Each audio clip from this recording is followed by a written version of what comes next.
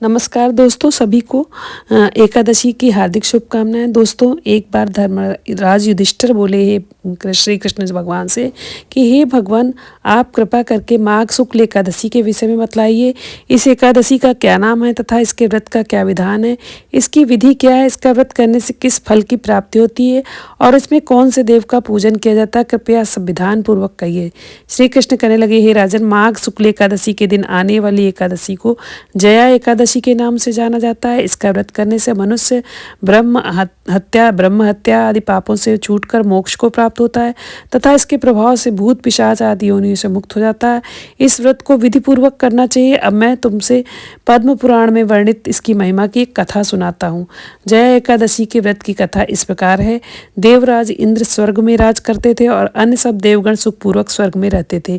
एक समय इंद्र अपनी इच्छा के अनुसार नंदनवन में अप्सराओं के साथ विहार कर रहे थे और गंधर्व गान कर रहे थे। उन गंधर्वों में प्रसिद्ध पुष्पदंत नाम तथा उसकी कन्या पुष्पवती और चित्रसेन तथा उसकी स्त्री मालिनी भी उपस्थित थे।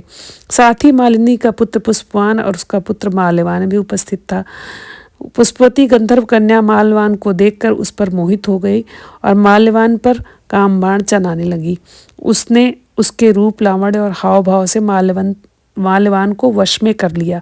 हे राजन, वह पुष्पवती अत्यंत सुंदर थी। अब वे इंद्र को प्रसन्न करने के लिए गान करने लगे, परंतु परस्पर मोहित हो जाने के कारण उनका चित्त भ्रमित हो गया था।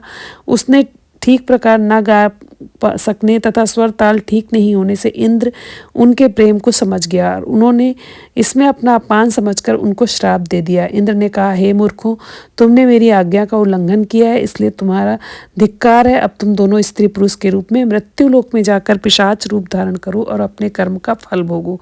इंद्र का ऐसा शाप सुनकर वे अत्यंत दुखित हुए और हिमालय पर्वत पर दुखपूर्वक अपना जीवन व्यतीत करने लगे। उन्हें गंध, रस तथा स्पर्श आदि का कुछ भी ज्ञान नहीं था। वहाँ उनको महान दुख मिल रहे थे। उन्हें एक क्षण के लिए भी निद्रा नहीं आती थी।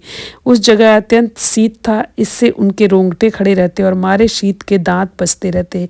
एक दिन पिशाच ने अपनी स्त्री से कहा कि पिछले जन्म में हमने ऐसे कौन से पाप किए थे जिससे हमको इस दुखदायी पिशाच योनि प्राप्त हुई। उस पिशाच योनि से तो नरक के दुख को सहना ही उत्तम है, अतः हमें अब किसी प्रकार का पाप नहीं करना चाहिए। इस प्रकार विचार करते हुए अपने दिन व्यतीत कर रहे थे दैव योग से। तभी माघ मास में शुक्ल पक्ष की जया नामक एकादशी आई। उस दिन उन्होंने कुछ भी भोजन नहीं किया एवं अच्छे अच्छे कार्य किए, केवल फल फूल खाकर ही दिन व्यतीत किया और शाम के समय दुखी अवस्था में पीपल के वृक्ष के नीचे बैठ गए। उस समय सूर्य भगवान अस्त हो रहे थे। उस रात को अत्यंत ठंड थी, इस कारण वे दोनों शीत के मारे अति दुखित होकर मृतक के समान आपस में चिपटे हुए पड़े थे। उस रात्रि को उनकी निद्रा भी नहीं आई और इस उपवास के और रात्र के जागरण से दूसरे दिन प्रभात होते उनकी पिशाच योनि से उन्हें छुटकारा मिला। अत्यंत सुंदर गंधर्व और अप्सरा के देह धारण कर सुंदर वस्त्र आभूषणों से अलंकृत होकर उन्होंने स्वर्गलोक को प्रस्थान किया। उस समय आकाश में देवता उनकी स्तुति करते हुए पुष्प वर्षा करने लगे। स्वर्गलोक में जाकर दोनों ने देवराज इंद्र को प्रणाम किया। देवराज इंद्र उनको पहले से रूप में देखकर अत्यंत हैरान रह गए और पूछने लगे कि तुमने अपनी पिशाच योनि से किस प्रकार छुटकारा पाया, हमें ये सब बताओ। माल्यवान बोले, हे देवेंद्र, भगवान विष्णु की कृपा और जया एकादशी के व्रत के प्रभाव से ही हमारी पिशाच देह छूटी है। तब इंद्र बोले कि हे माल्यवान, भगवान की कृपा और एकादशी का व्रत करने से न केवल तुम्हारी पिशाच योनि छूट गई वरन हम लोगों के भी वंदनीय हो गए तुम, क्योंकि विष्णु और शिव के भक्त हम लोगों के वंदनीय हैं। अतः आप धन्य हैं। अब आप पुष्पवती के साथ जाकर विहार करें। श्री कृष्ण कहने लगे कि हे राजन युधिष्ठिर, इस जया एकादशी के व्रत से बुरी योनि से भी मुक्ति मिल जाती है। जिस मनुष्य ने जया एकादशी का व्रत किया है उसको मानो सब यज्ञ जप दान आदि कर लिए।